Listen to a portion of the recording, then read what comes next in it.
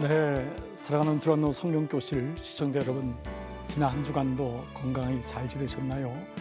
저는 서울의 송파구에 있는 석촌호수 앞에 있는 강남중앙교회를 섬기는 장찬영 목사입니다. 이제 오늘부터 또 에베소 말씀을 이어서 말씀을 나누겠습니다. 오늘은 세 번째 강의입니다. 우리는 1장의 말씀을 통하여서 하늘에 속한 신령한 자의 복이란 말씀과 그 하늘에 속한 신령한 자, 바로 그리스도인이 받는 복이 삼위일체에 의해서 성부의 복, 성자의 복, 성령의 복에 의해서 이루어짐을 말씀하고 있습니다.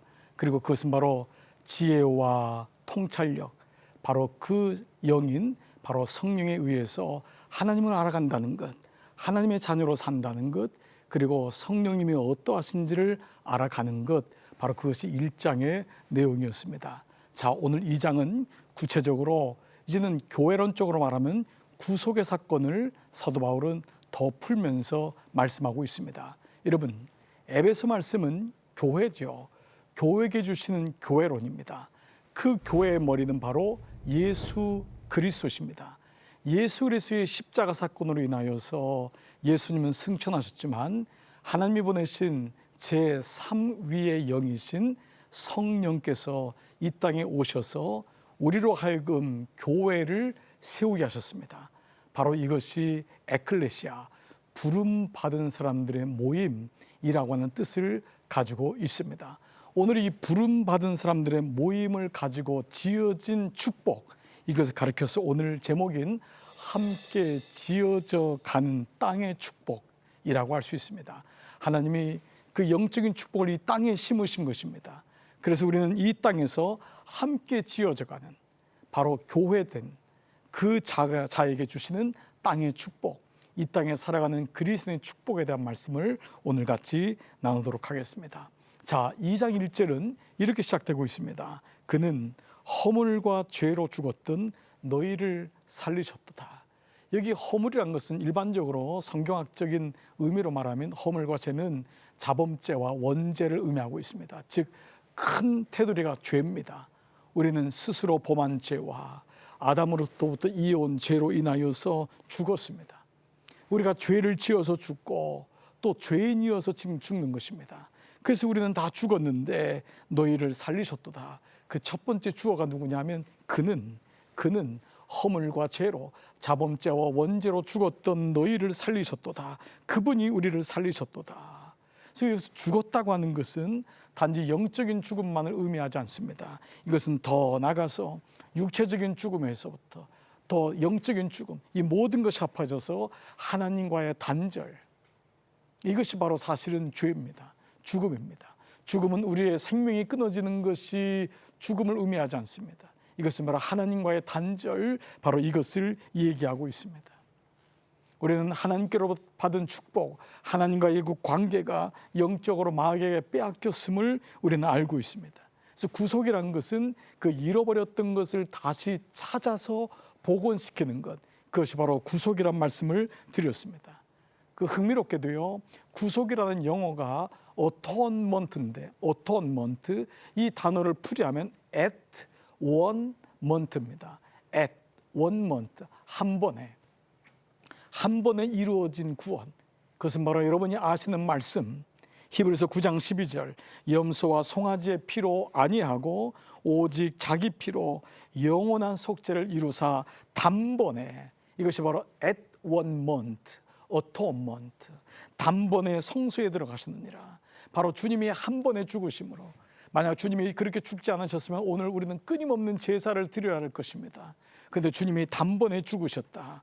로마서 6장 10절에서 바울은 이것을 향하여 그의 죽으심은 죄에 대하여 단번에 죽으시며 at one month, atonement, 그의 살으심은 하나님께 대하여 살으심이라. 그분이 죄에 대하여 단번에 죽으심으로, 그분이 구속의 피를 흘리셨음으로 인하여 우리가 살았다라고 말씀하고 있는 것입니다. 그런데 오늘 2절, 우리는 원래 어떤 모습이냐? 2절 말씀, 그때 너희는 그 가운데서 행하여, 그 악한 영의 그 죄 가운데 행하여 세상 풍조를 따르고 공중 건세 잡은 자를 따랐으니, 세상 풍조는 눈에 보이는 것이고 공중 권세 잡은 자는 눈에 보이지 않는 악한 영, 마귀를 의미하고 있습니다. 이 세상 풍조를 따른다는 것은 세상의 풍조, 말씀드린 눈에 보이는 세속주의입니다. 이 세상의 풍조가 헬라어로 아이오나인데 이게 혼합된 상태라는 뜻입니다.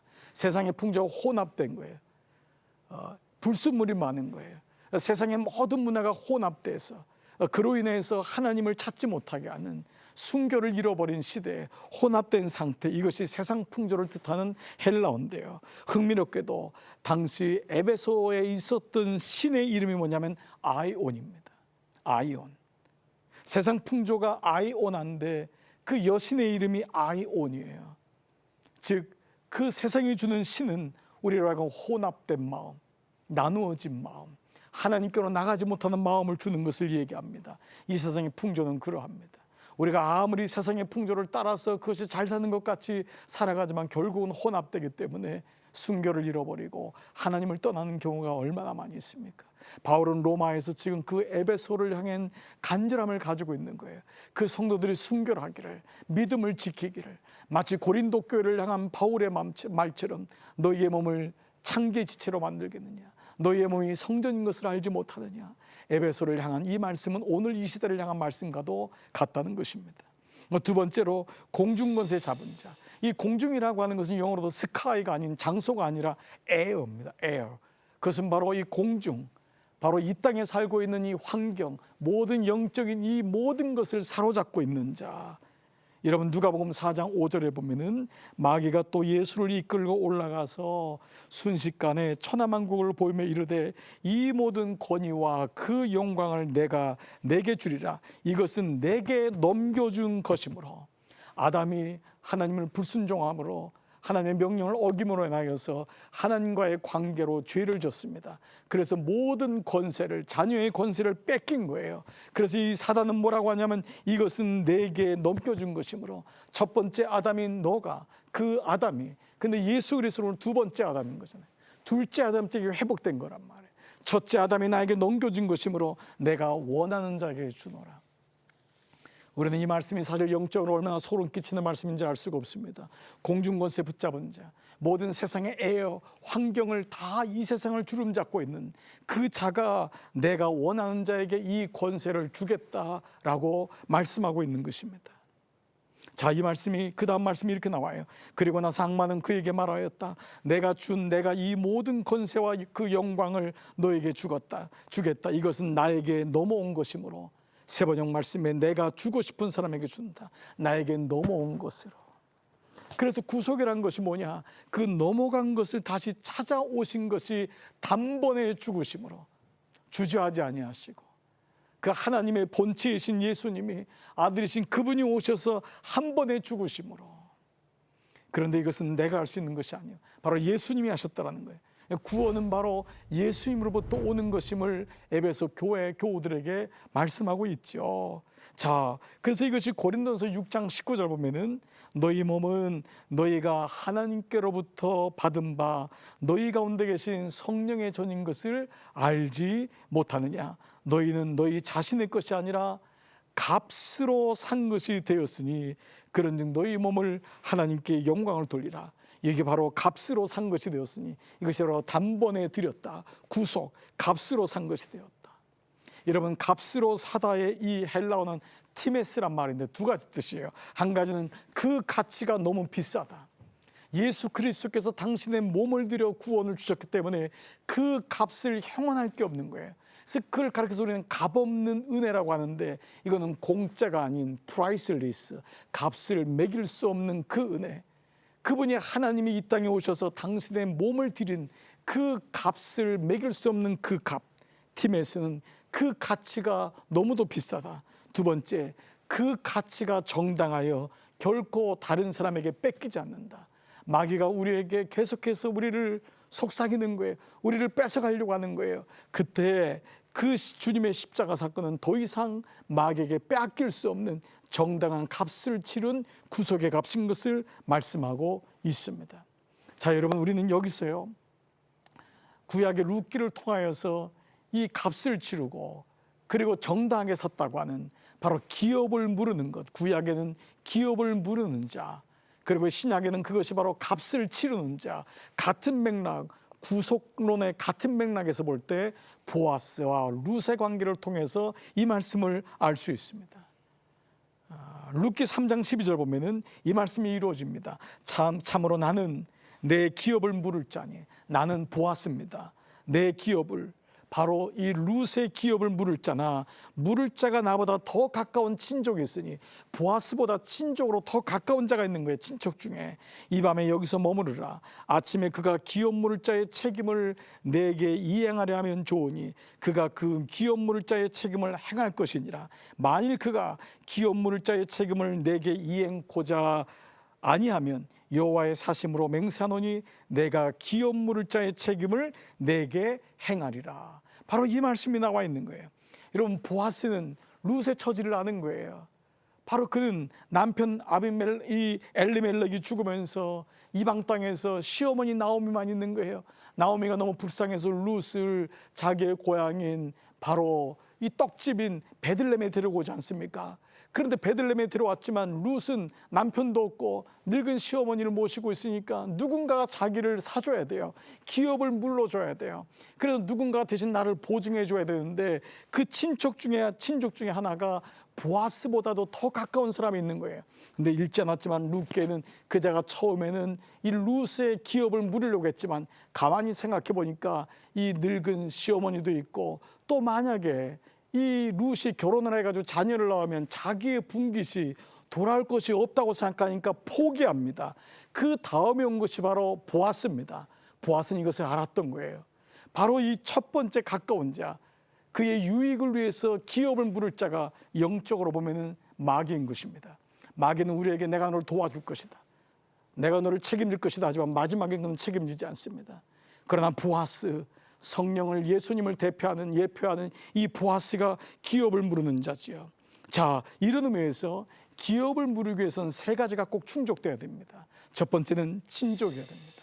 바로 친족이라는 가까운 친족, 바로 예수님이 이 땅에 인간의 모습으로 오셔야지만이 구원이 이루어짐을 말씀하고 있습니다.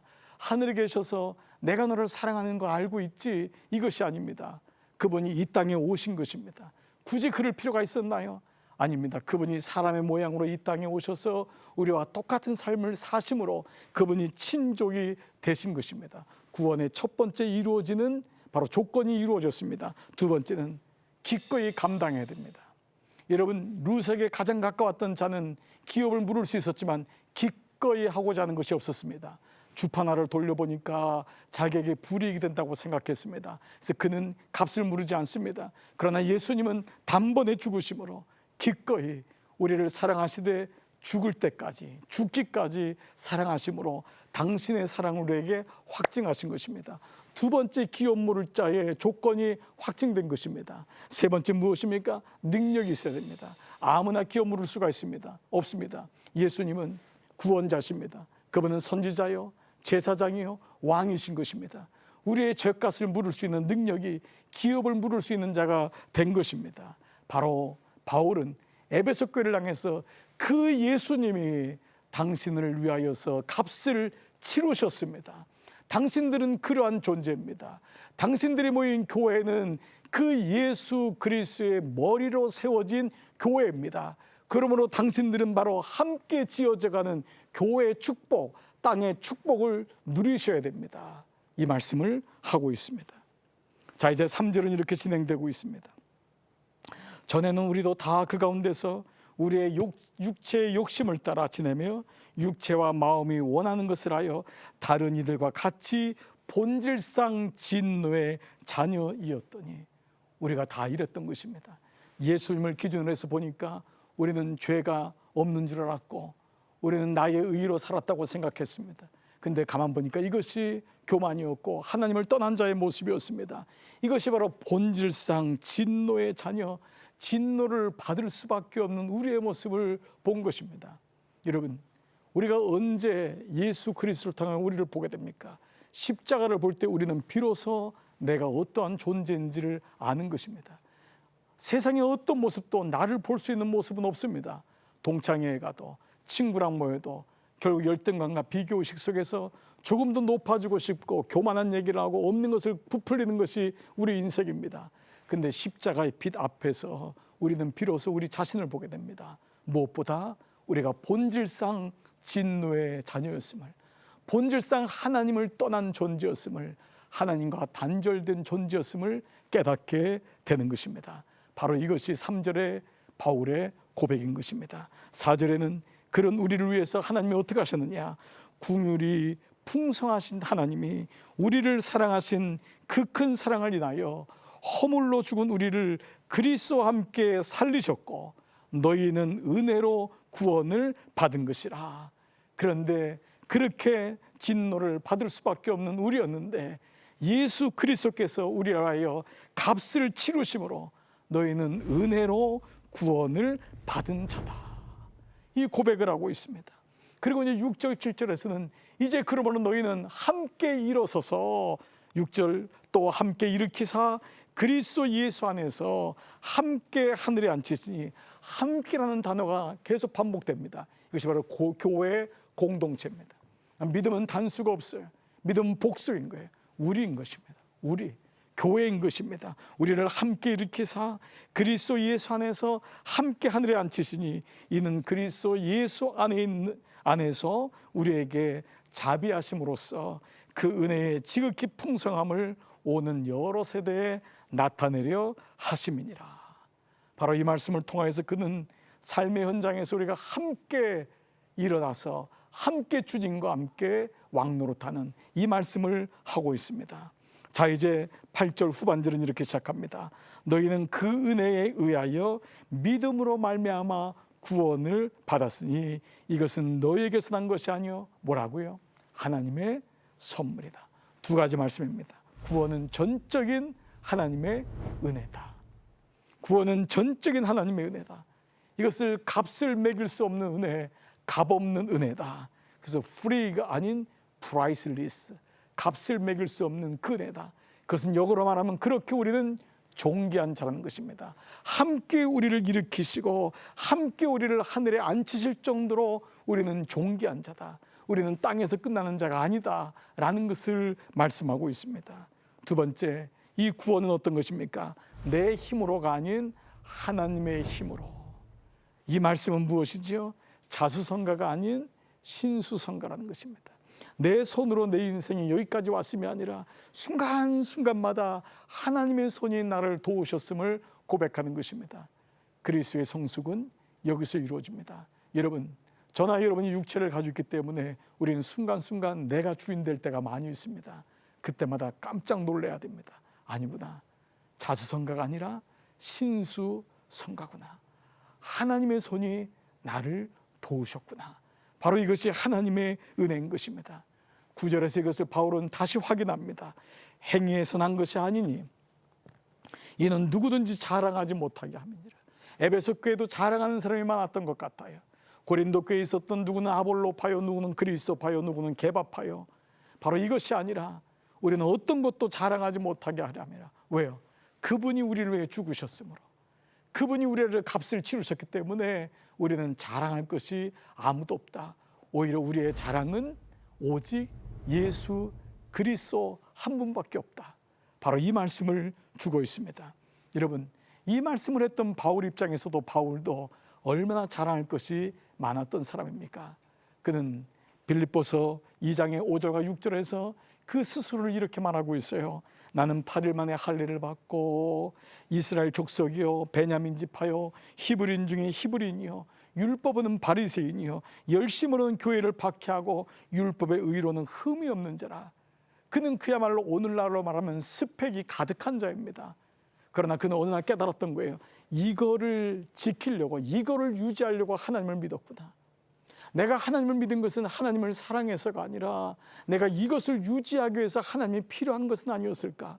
그는 예수 그리스도를 만남으로 인하여서 그분이 나를 위해 십자가에 죽으셨다고 하는 구약부터 신약까지 이루어지는 성경의 전체를 꿰뚫으면서 드디어 구원의 은혜를 알았던 거예요.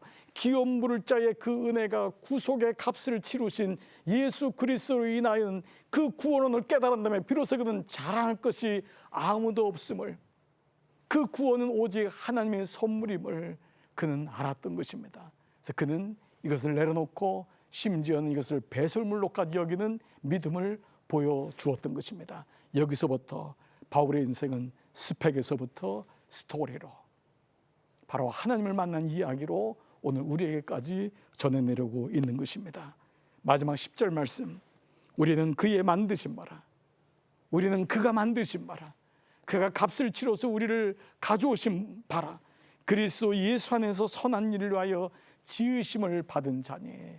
바로 이 말씀을 통하여 에베소에 있는 성도들, 당신들은 어떤 자냐? 당신들은 하나님이 직접 만드신 사람이다. 그리고 우리 모두도 그렇게 하나님의 은혜 가운데 지어져가는 존재이다. 오늘 제목이 뭐였죠? 바로 땅의 축복, 바로 함께 지어져가는 땅의 축복.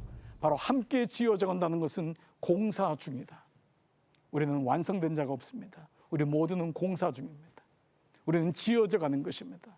그러므로 자랑할 것이 없습니다. 오직 주님께로만 영광을 돌리는 것입니다. 그래서 그는 마지막 예수 안에서 선한 일을 위하여 지으심을 받은 자니, 이것을 가리켜서 그리스도 안에서의 재창조의 사역이다, 이런 용어를 씁니다. 그리스도 안에서의 재창조의 사역, 바로 하나님 우리를 다시 회복시키시고 이 땅에서 재창조의 삶을 살 수 있는 은혜를 주시는 것입니다. 바로 오늘 이것이 오늘 주시는 바로 에베소 2장의 말씀입니다. 사랑하는 여러분, 우리는 함께 지어져가는 존재임을 잊지 마십시오. 그리고 하나님은 우리로 하여금 너가 어떤 존재인지, 내가 너를 값으로 샀다고 하는 그런 존귀한 존재인 것을 말씀하고 있습니다. 교회는 이 땅의 어떤 모임과도 다른 것입니다. 부름받은 하나님 피값으로 사신 하나님의 자녀들의 모임인 것입니다. 그리고 이 교회는 동시에 함께 지어져 가는 존재임을 기억해야 됩니다. 그리고 교회는 바로 이 땅에서 그 축복을 누리는 자, 하늘의 신령한 축복을 이 땅에서 누리는 자인 것을 말씀하고 있습니다. 오늘 이 은혜가 여러분 가운데 함께 하셔서 여러분이 어떤 존재인지를 날마다 기억하시고 그 은혜 가운데서 하루하루 에베소서의 말씀처럼 성령의 능력으로 살아가시는 여러분 되시고 그리스도 안에서 재창조의 사역이 날마다 이루어지는 그런 삶 사시기를 주님의 이름으로 축복합니다. 여러분 사랑합니다. 여러분 다음 주에 에베소 4번째 말씀으로 다시 만나도록 하겠습니다. 고맙습니다.